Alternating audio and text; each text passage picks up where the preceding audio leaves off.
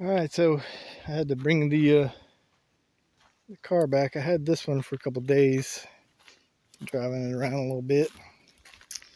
And one of the things I did is I put the muffler on. So you can see it's on there. It doesn't sound too bad. I'll show you what it sounds like real quick. Let's see.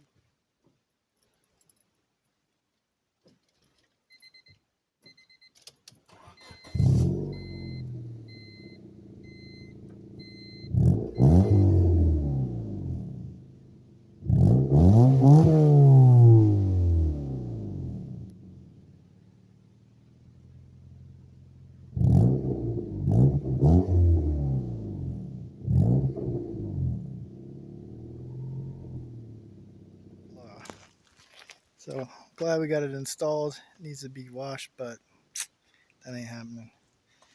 And I need my truck because I got to drive across town Tuesday to the doctor. And yeah, unfortunately, that car ain't got AC yet. And this truck has it, so we're driving the truck.